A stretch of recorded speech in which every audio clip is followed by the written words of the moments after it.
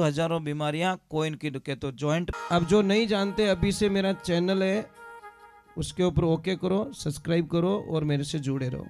बहुत सारी बातें ऐसी बताई है मैंने जो आप कल्पना नहीं कर सकते हो। हजारों बातें अंदर डाली मैंने वीडियो के माध्यम से, ताकि आप तक पहुँचे, आप उसका आनंद लो।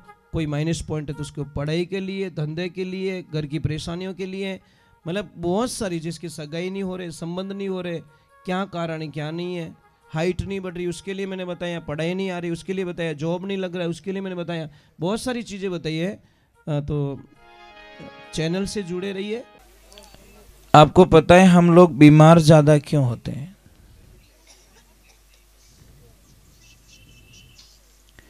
हमारे बच्चे बीमार क्यों होते ज्यादा?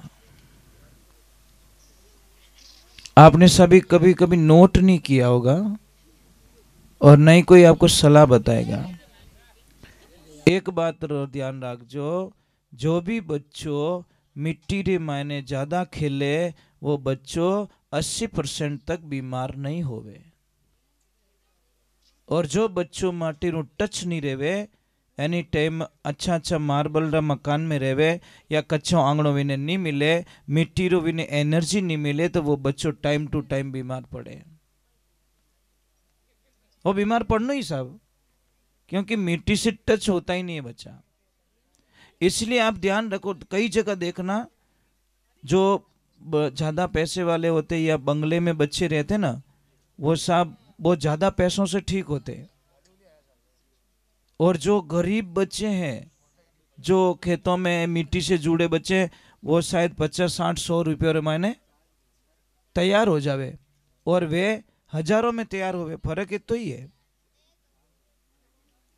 आप कितो ही बड़ो मकान बनाईजो, पर एक जगह तो कोई जगह ऐसी राखजो जटे आप गाय माता गोबरू लीपणो कर सको, चौको दे सको। है आप घर में कटे कच्चो आंगणो, जिन्हें कच्चो बापड़े तो कच्चो है ही है, पर जिन्हें पक्को वालों ने क्यों। मैं अभी 5-10 दिन पहले शायद उधर गया था। कहाँ गया था? कम से हम सिरोही से आगे गए थे।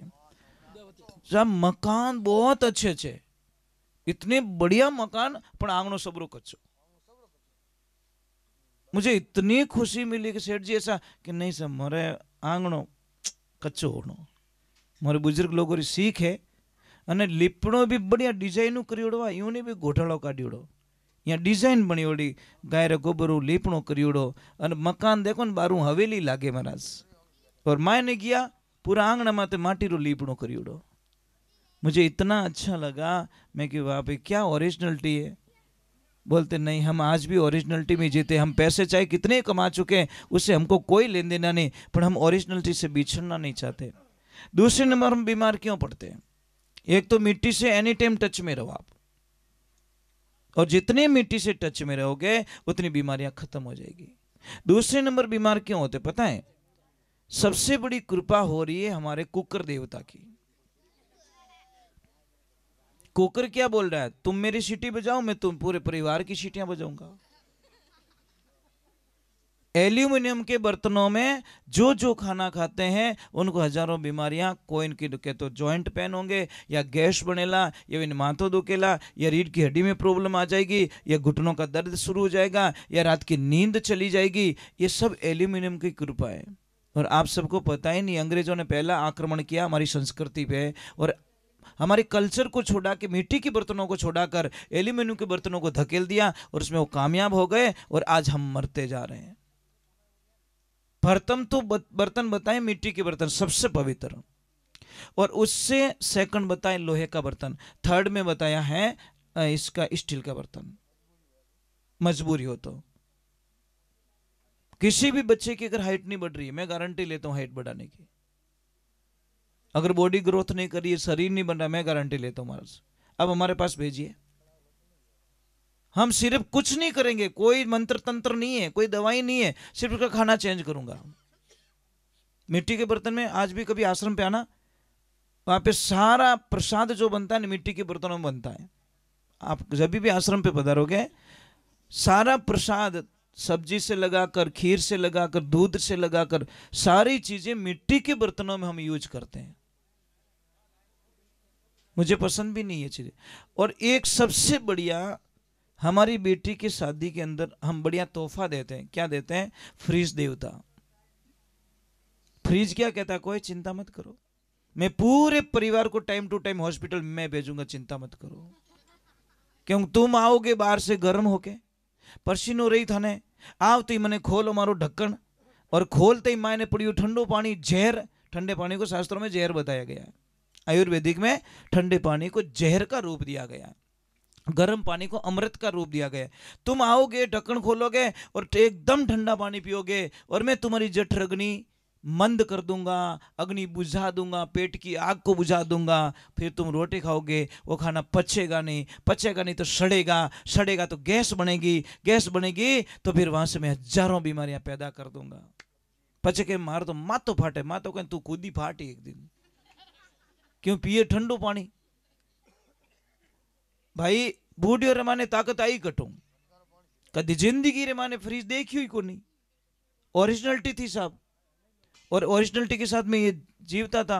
पहला री माताओं बहनों ने पूछो, देवियों ने पूछो कि राबड़ी जिनटे बनावता कितनी ऊंची उछलती हो, नहीं उनमें ताकत कितनी थी, कितनी ऊंची जावती। पास में बैठो डरतो कि वो राबड़ी रो वो छोटो मारा माते नहीं पड़ जावे।